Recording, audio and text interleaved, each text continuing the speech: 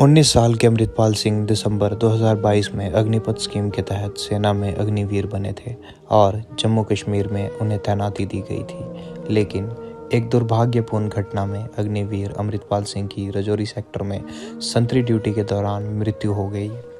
Reports के मुताबिक उनकी मौत खुद को बंदूक की गोली से चोट लगने की वजह से हुई।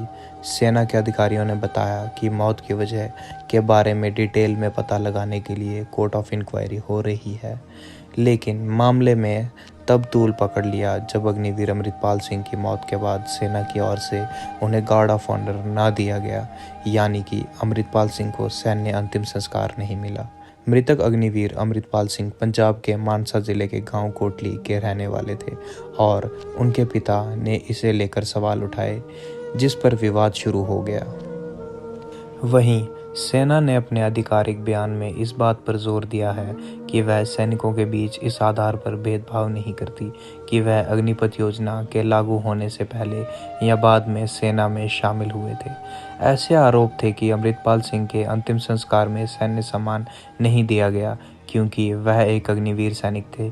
वहीं भारतीय सेना ने अपने आधिकारिक बयान में कहा कि अमृतपाल सिंह ने राजौरी सेक्टर में संतरी की ड्यूटी के दौरान खुद को गोली मारकर आत्महत्या कर ली थी।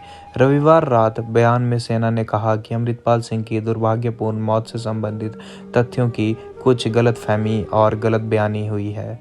दरअसल दावा किया गया था कि अमृतपाल सिंह सीमा पर एक इनकाउंटर के दौरान शहीद हुए थे। सेना ने इस दावे को गलत बताया।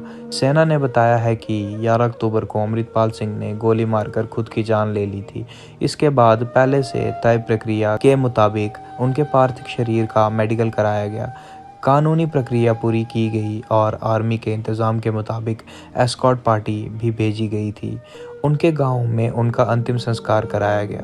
सेना अपने जवानों के बीच इस आधार पर कोई भेदभाव नहीं करती है कि वह अग्निपथ योजना के तहत भर्ती हुए हैं या नहीं। सेना ने साथ ही में यह भी बताया कि यह ऐसा पहला मामला नहीं है। इसके अलावा आर्मी ऑर्डर 1967 के मुताबिक आत्महत्या या खुद को चोट पहुंचाने की वजह से हुई मौत के मामले में सेना की ओर से समान अंतिम संस्कार का प्राविधान नहीं है। सेना ने यह भी साफ किया है कि शुरू से ही इसी नीति का पालन किया जा रहा है और इसमें कोई भेदभाव नहीं किया गया।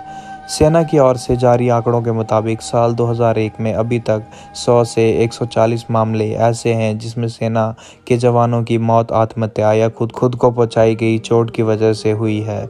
इन सभी मामलों में सेना की ओर से जवान का अंतिम संस्कार पारंपरिक रूप से नहीं किया गया।